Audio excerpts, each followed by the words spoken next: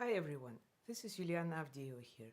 Today it's not the usual Thursday but Tuesday, 7:30 p.m. This is the constant time. I'm very happy to welcome you for our weekly stream, and thanks so much for joining it also today on this unusual Tuesday. The reason for that is that tomorrow morning, very early, I'm leaving to Vilnius, where I will be performing the Schnittke Concerto for piano and strings with dear colleagues from Kremerata Baltica on Thursday. So thank you for joining today. And in this video we will be moving on with the B major Prelude and Fugue from Book 2 of Well-Tempered Clavier by Johann Sebastian Bach. And also I'm delighted to share some thoughts, some reflections on Schnittke's concerto for piano and strings, which is somehow a really unique, amazing piece. But first of all, of course, we will go on with Bach, and somehow it's, for me, it's very hard to believe that it's indeed the second last one. And so yeah, this is, yeah, you know, we have in Central Europe we have wonderful summer weather these days, and it's actually unbelievable that yeah, we were moving every week since January with the second book.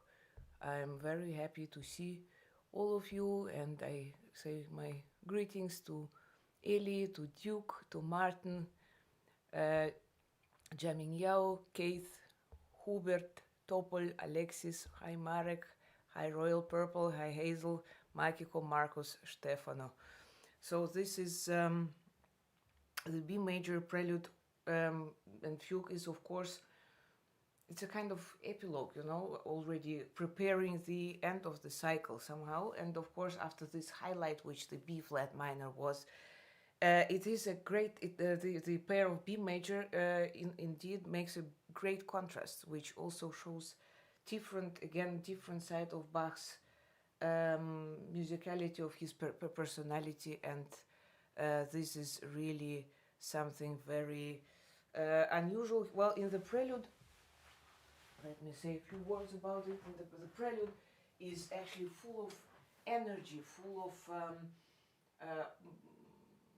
also improvisation. This is basically again a great example of the virtuosic style of Bach, because the piece somehow, for me, I hear it very clear that is composed on the harpsichord, and this is how it starts.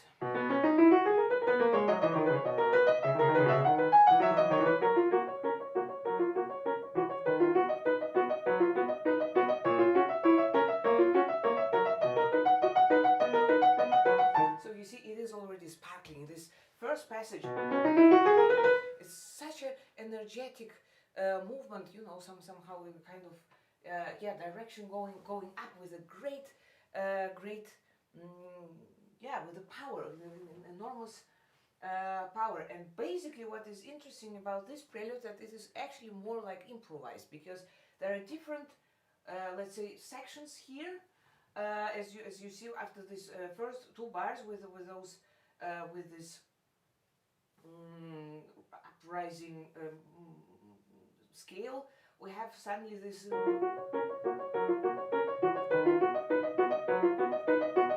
kind of maybe it's of course it's also somehow, you know, after this big movement a little bit stuck on the place. But this is actually, the entire prelude is like this. It's full of contrast. In the middle part is actually absolutely somehow so inspiring to see this improvising moment, because it's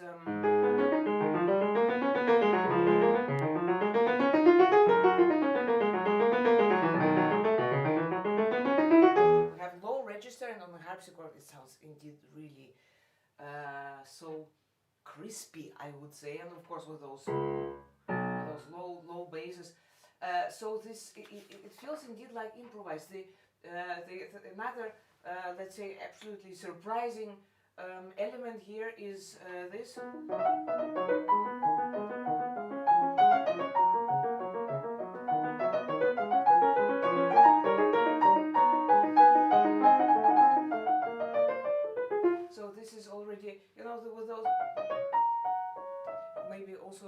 kind of joyful, also with some feeling of joke, something like this. And the prelude also ends in a low register, and for me definitely it's not a that's how I feel it. Also having the sound of the harpsichord in my ear, I hear it not as a lyrical pastoral piece, but really with a great joyful spirit, and also rather active in the interpretation. The fugue is actually again a masterpiece of a contrapuntal masterpiece of Bach. We have a subject which is like this.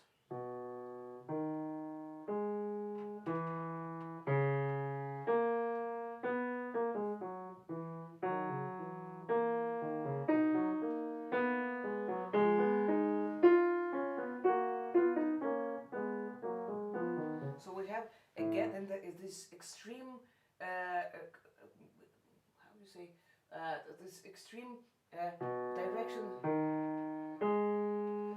going up. Again, this big, the range is quite high. But look what we have here, because the subject is moving in those jams. We have thirds, then we have here look. So finally, of course, because of those jumps, we have quite many spots here in this fugue where the voices are crossing each other. So that means that the subject is sometimes lower than the counter subject, which makes, of course, that also actually was the challenge in the B flat minor, that there are some also some bars there where the voices are, I mean, they're not in the right order in a way. So this it's important to keep it in mind. For instance, like in the bar, what is this? This is bar 7, and we have 6, 7.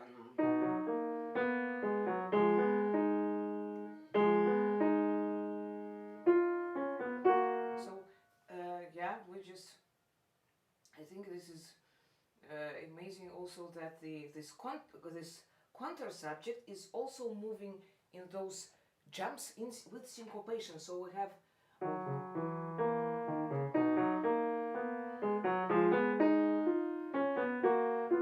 now I was playing the counter subject more clear than the actually the subject. Then in the middle, the fugue is in 4 parts, and then starting from the bar 28, we have another. It can be seen as a second theme, but for me I hear it more like a counter subject, which is again a different. This is a different, more lyrical character. It's moving in circles. Look.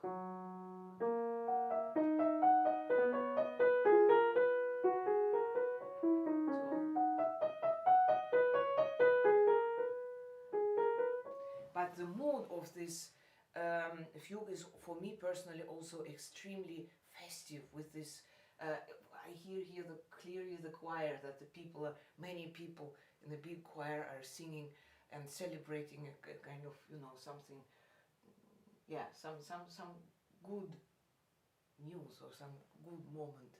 And the fugue is also quite long, and indeed also from the, as I already said, from the counter point of view, it is indeed again so different. The variety of also of the interludes here is really fantastic, and sometimes also the new material is coming out, like in for instance in let's say element in 68, where we have this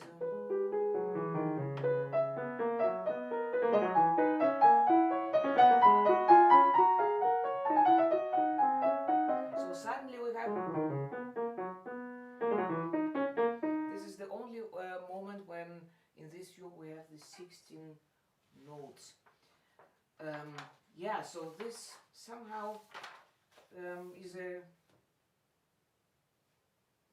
a pair which is full of, for me personally, full of joy, full of energy, and somehow improvised. And I think that I feel here that the Bach had great joy of really sitting in front of the harpsichord and just trying out things. And yeah, this is for me the spirit of this Prelude and the Fugue is a choir, a festive choir, and I'm very happy to perform it for you now.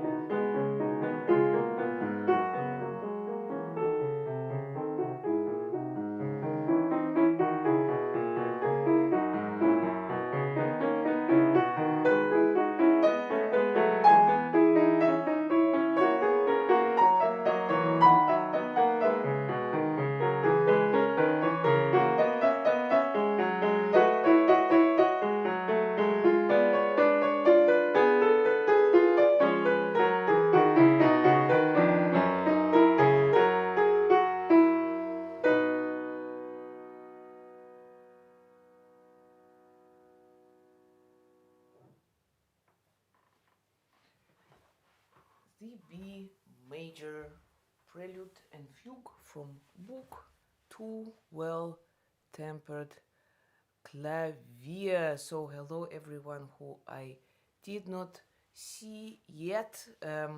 Добрый вечер, Elina.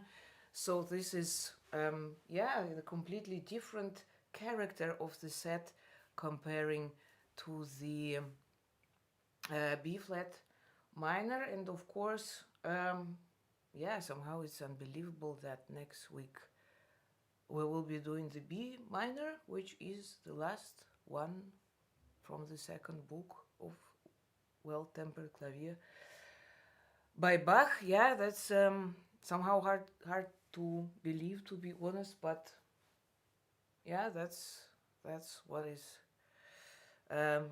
happening next week then. And yeah, I have told you already how excited I am to go tomorrow to Vilnius, because this performance on Thursday will be the first performance with the audience which I will experience since November 2020, and of course it has been a very unique time in my experience, and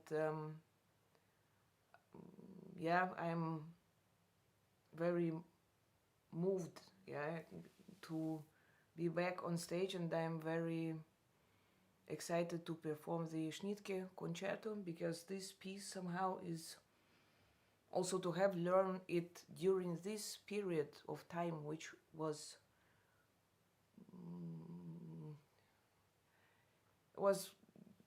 of course in my personal experience one of the most dark periods maybe, but of course also having Bach's music and music basically, and also share it with you is a great privilege, which also helped me to keep going and helped me to find belief and energy. And yeah, the Schnittke, why I'm coming to Schnittke Concerto, because of course, well, first of all, Alfred Schnittke is a Soviet German composer of German Jewish origin, and so he was born actually in Soviet Union, but his father came, I think that was 1927, something around 1927, to Soviet Union, and his mother was also coming from the Volga German, so that means that his actually first language was German. So Alfred, it's very, for me, I'm always, somehow it's very moving to see that in Russian because in Russian we always have these father names after the first name, the surname, and then Alfred Gardievich. This is a very, somehow this is always very moving to see his name written like this. And he Alfred Schnittke also actually received he had a chance to go for a couple of years to Vienna, as he was quite young still, and so his musical influence, let's say, was also very much, of course, connected with Vienna and with the classical music. And then he returned back to Soviet Union, and of course what makes his music for me personally so exciting, that he composed in many different styles, but basically his own style, which is kind of a combination of different musical styles, that for instance in the Concerto Grosso has a clear link also to the Baroque music, but then he also, of course, was a great let's say great composer in the 12, using 12-tone technique, which is also which also appears in the Schnittke Concerto. And but also some other music like tango or waltz. So it's a really absolute unique combination of different styles, but always with this, for me personally, with this philosophical question about the human being, about the um, sense of the human existence. And in this piano concerto, which was composed for Vladimir Krainev, Russian pianist, I had a great luck also to being a teenager to play for him several times, and I have heard Vladimir Krainev also performing this concerto by Schnittke several times in Moscow in early 90s, and that was always for me, when I have heard this piece for the first time, I was so, I don't know, it made such a huge impression on me, because this special musical language somehow was really touching the very deep point of my soul, and this makes it really really so unique. So I was also very happy to see that many of you know and like his music very much. I see that that Pascal was mentioning his first encounter with Schnittke's music was the Concerto Grosso number 1 and Quasi una Sonata, performed by Gidon Kremer, who of course performed many pieces of Schnittke, and indeed also was and is still performing a lot of his music. Keiko mentioned that she loves tango of Schnittke. Pedro was saying that he was speechless while listening to the first cello concerto. And Ezekiel Kastromp said that he played his piano quintet, which is also a piece of enormous power. So now coming to the piano concerto, of course, it is not. It will not be always possible to, to explain some effects without the orchestra, because of course here the orchestra is necessary. It's a part of this sound picture, and this is absolutely. I mean, those effects which Schnittke creates, of course, they require this partner, the orchestra.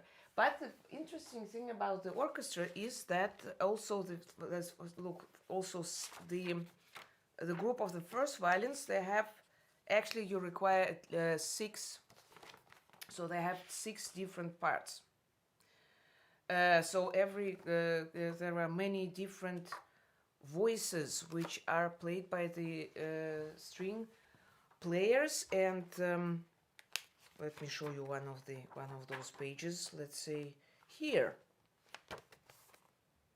you see we have violin 1, 6 parts for only first violin, and every single violin is playing a different material. So this is something really very exciting. Well, anyway, the concerto is, let's say, is played, or is kind of one movement concerto, so there are no intermissions between the movements. The form of it can be seen differently. You can it's of course it's possible to make some sections out of it, but still maybe somehow for me, from how I feel this concerto, and what makes it also indeed so fascinating, is that in a way it's a theme with variations, but with the theme coming in its real form only in the very end of the piece, which somehow maybe could remind on some let's say on the finale of Ninth Symphony by Beethoven, some this type of development where you hear first only parts or motifs from the from the theme before, and it appears in the very, very end. So the concerto, or basically, let's say, Alfred Schnittke was so much inspired by Thomas Mann, Dr. Faustus, and this basically this idea of the personality of human being fighting the good and evil was somehow very he was very much obsessed by this, and in many pieces, because he also composed the cantata Dr. Faustus, which he later also incorporated into the opera Historia von Dr. Faustus. So there was somehow this confrontation within the human being of this good and evil. That was for him somehow a very important topic for his art, but also I think for him as a human being. So in this concerto, this is also very clear somehow to, or at least that's how I feel this, how he expressed this confrontation in music. And so this kind of romantic maybe idea is explained according to the language of the 20th century, also to the, I mean, also with the understanding and the language of the second half of the 20th century. So the beginning is the, let's say, the introduction is the piano solo, and for me somehow maybe it is this presentation of this one singular particular human being who is I know it's you know, this is this tragic moment about this fight, because sometimes I ask myself, yeah, probably this human being, this person, somehow he's, in a way, it's that he that he makes this deal with the devil is maybe also a sign of a kind of tiredness and also you know, inner emptiness, and this is this beginning. It is a kind of it's a kind of very distant beginning with this question. I mean, this arise this question already about the sense of the existence.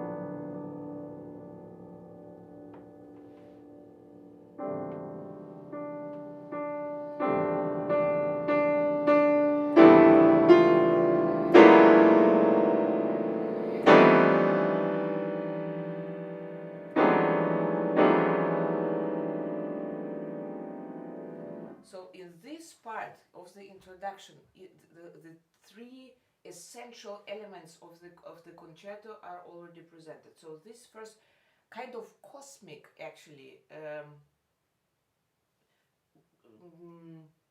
don't know, call of those might be also seen as bells, because in this concerto this symbol of chorale, of belief in God, or what, I mean, whatever this Schnittke believed in, it is also very much connected with the Russian Orthodox music, It will appear very clear later. And here, so after those questions, actually also, you see what Schnittke does. He takes a minor chord and switches. It has the common tone, which is this E flat, and he starts with the minor chord and switches to the major chord. So it is already, this confrontation is there. So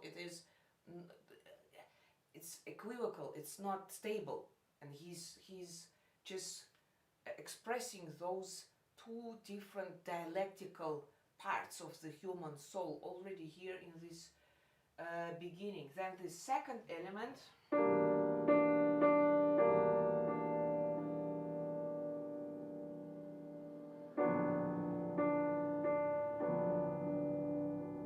this is already this declamation coming from the Russian Orthodox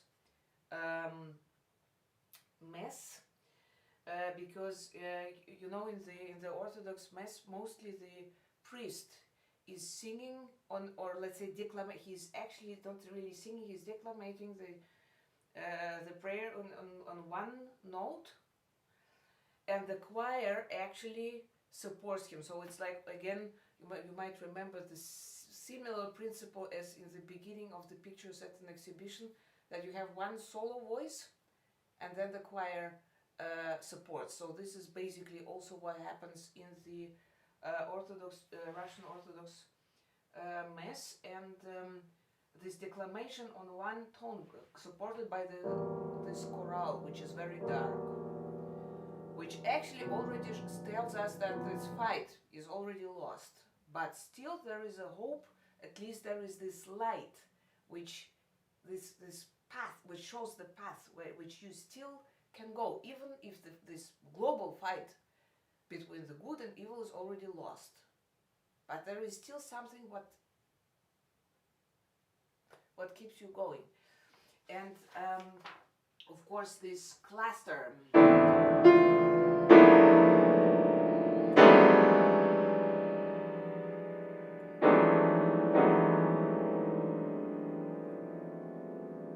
this is of course somehow I feel it like really this evil, this very dark part, not evil but dark, it's very darkness.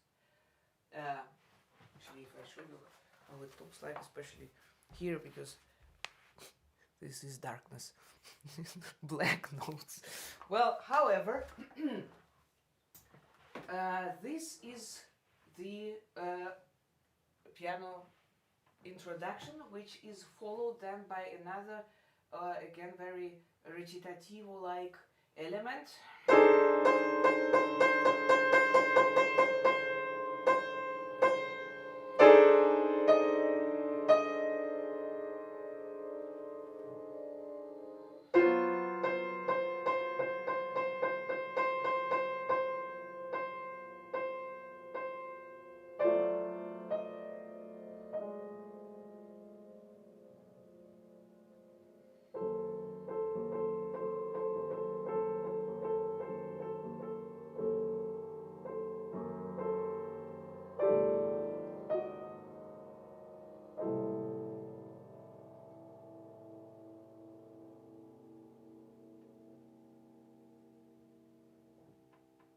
And here where the concerto actually starts. So what Schnittke does here, we have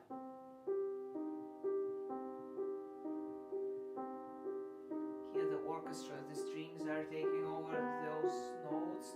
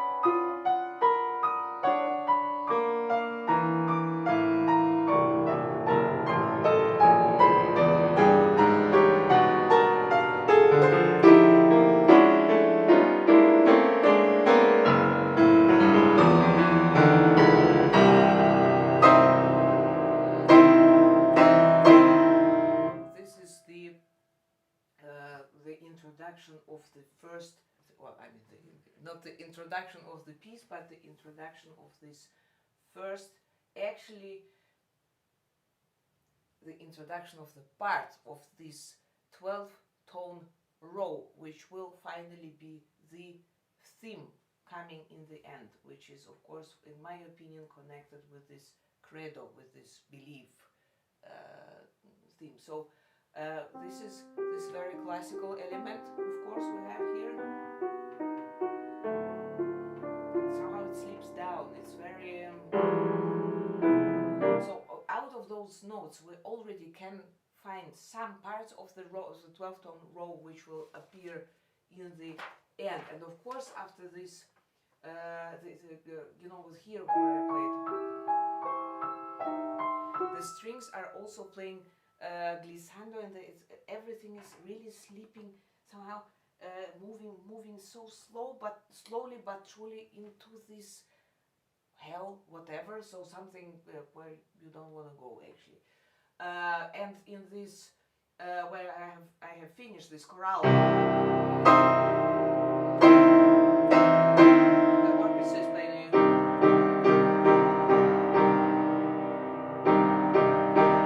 And see, it's broken because we have major and minor in the same. So in the same chord, which means, what does it mean? I think it's destroyed. It's still there, but you know that it's lost. But you still have this slight chance to get over it.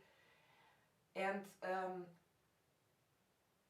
this is really a very tragic chorale here, and it's always here also the dialogue between the orchestra and the piano, with those insisting very rough chords, of course, also because of those dissonances. It's really very, very powerful. Then the next element is again, somehow it reminds, even on the beginning of the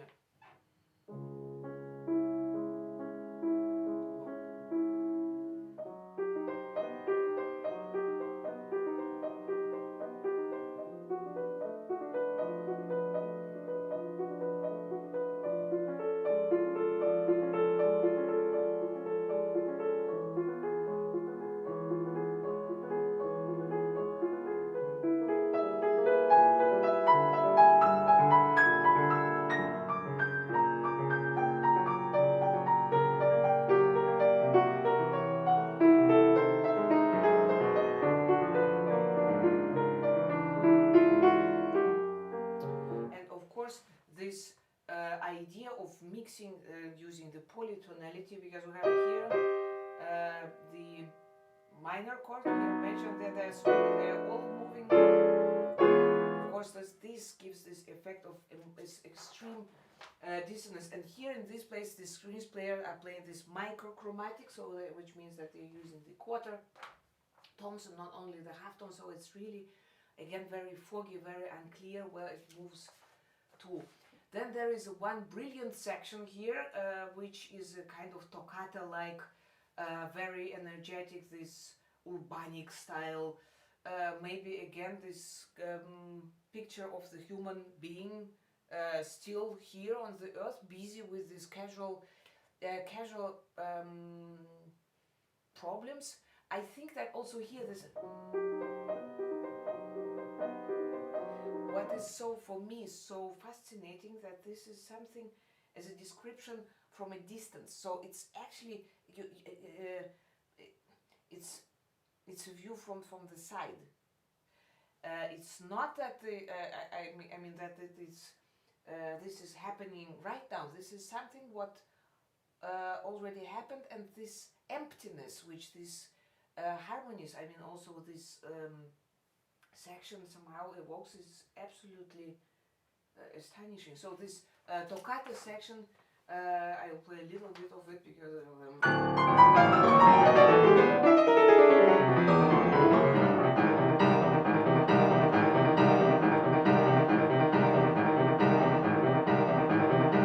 so this is actually this again have this repeating,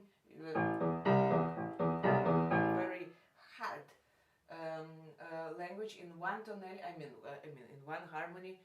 Again, two tonalities. Left hand is playing in one tonality, and the right in another. This is somehow a kind of different, different facet, different reflection. And then there is a new section coming. The new section is a kind of jazz. That's what I mean with this polystylistics by Schnittke, because this is not a kind of jazz improvisation, but somehow still, I mean, in harmonic sense, but we have the double bass is playing pizzicato, and the piano is playing only one hand, and the pizzicato is also in an irregular time, and the piano line is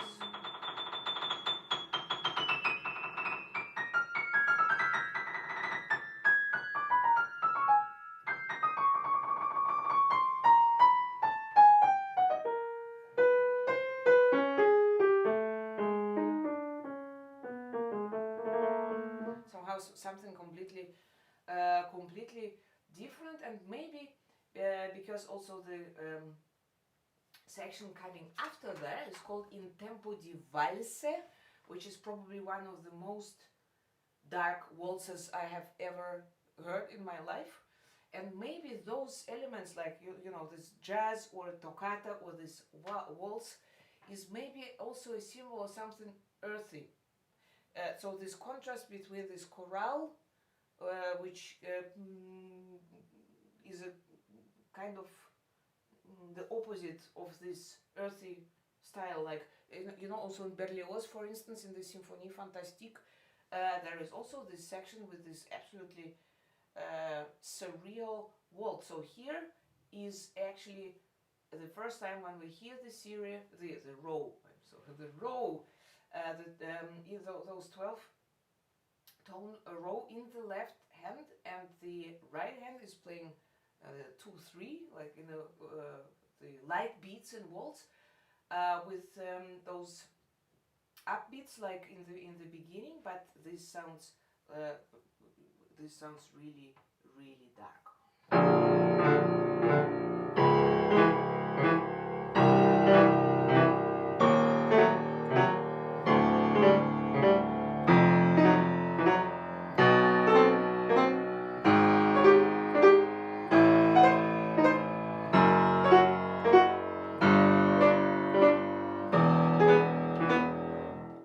Now we have again the series of the row of 12 in the bass from another key, of course.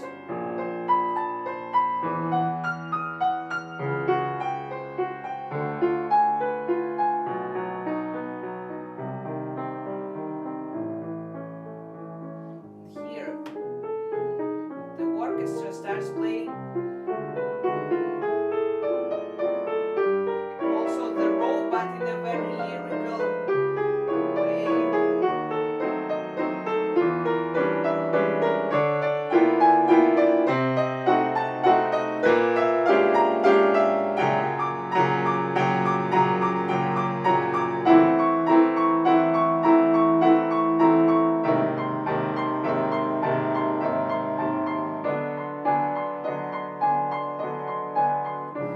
And here about this row, so we have I played a little.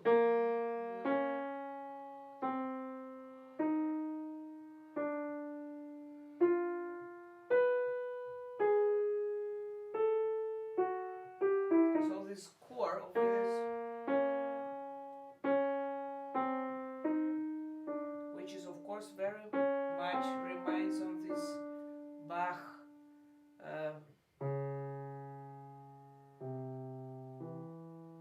this kind of cross motif, of course.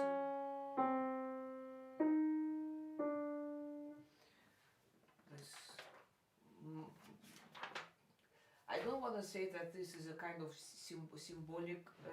I don't think so. But of course, there are some just in the history of music. There are some of those elements which, of course, somehow, just bring this association, and this is definitely one of the cases. Then after this, actually one interesting thing about Schnittke's music, that's what he said himself, that one of his elements which he also very much somehow employed, very often employed in his music, was that when the tension is growing up to the amazing degree, he stops the music, the fermata or the pause, the break appears, and at this moment everything is like frozen. So the highest point of the tension is when it's frozen, when there is nothing is happening. So the cadenza is starting again with this kind of funeral mass.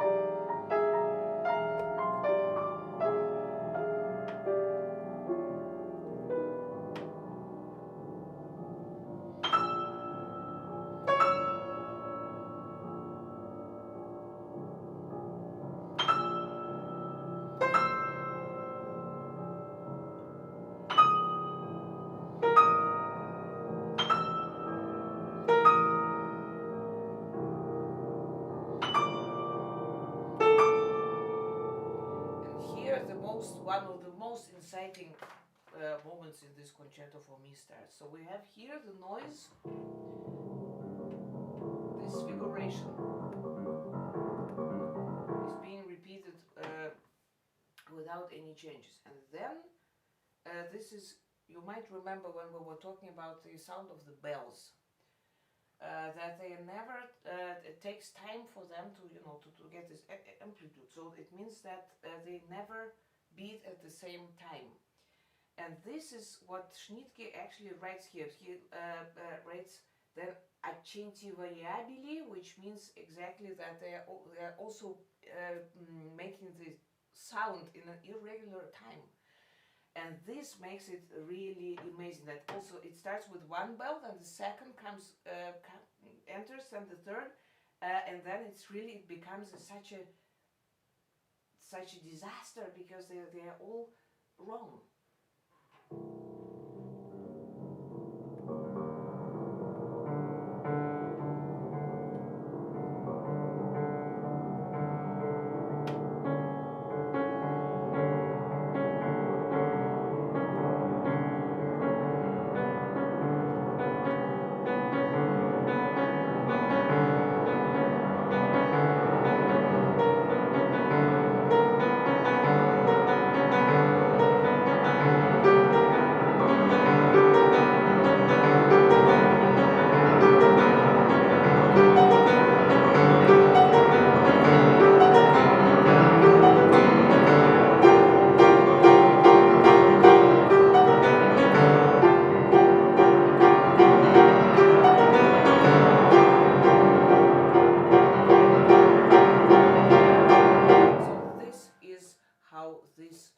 play how this section is built on, and this is it ends in such a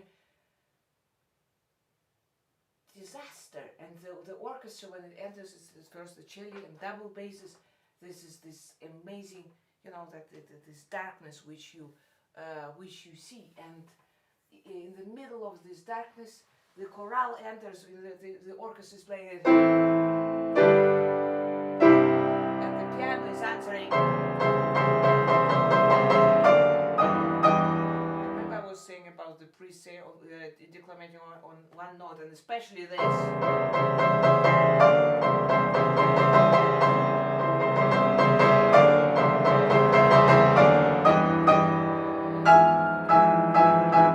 It's so dissonant. The orchestra is playing the guy, normal chorale.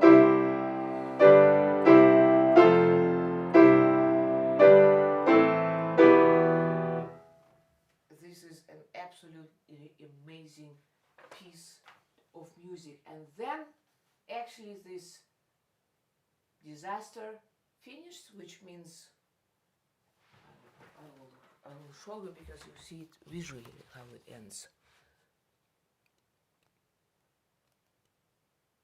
You see, we have passage coming up, and then it disappears. It disappears, and nothing is left. And somehow it's this end is,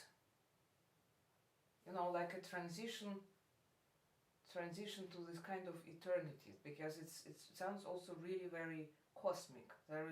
It's another type of reality which somehow Schnittke describes here with music.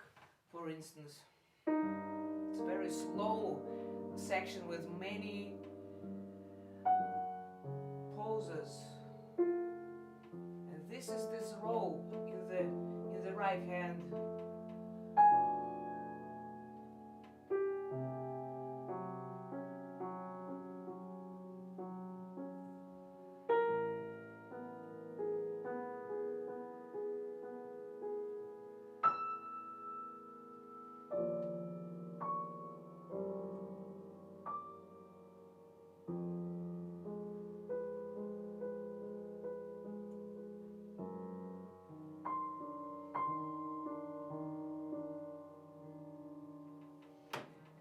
Very end, just this way, the C octave remains, and then we hear the row, the 12-tone row, like this motif of the credo motif in one line in the right hand, and the orchestra is adding in each bar artificial harmonics, which also gives this feeling of emptiness, and at the same time this, like in the space. So we have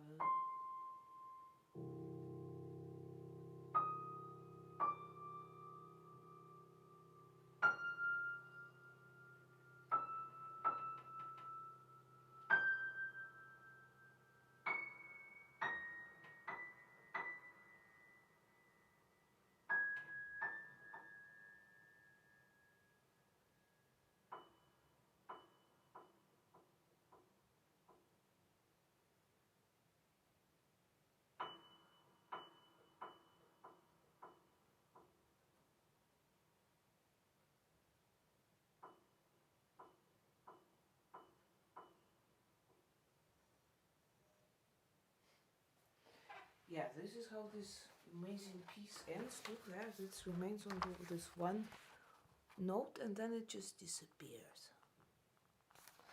So this is also the very long pedals which Schnittke writes here. Of course, they are also helping this effect. Absolutely, it is in a way hopeful, because even, it's obvious that somehow the evil has won, but still this person find a relief. He found the peace, and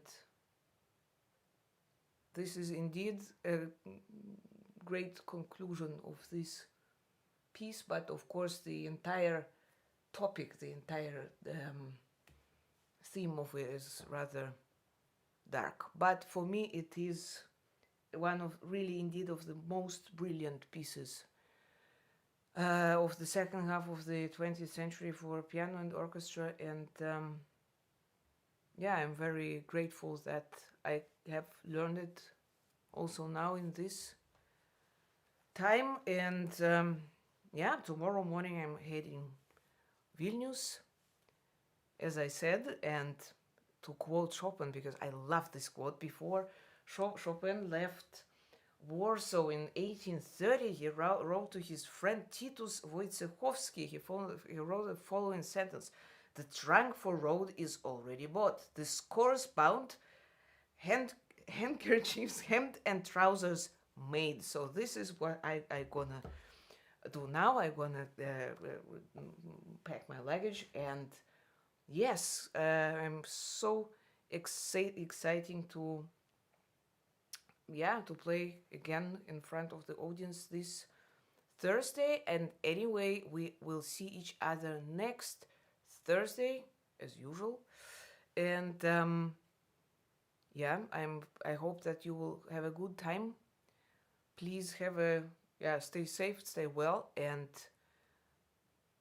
please send me good energy on Thursday night for the concert. And of course I will let you know and share how did it feel like and how everything went. Thank you so much for being today on Tuesday here, and stay well. Bye. Bye-bye.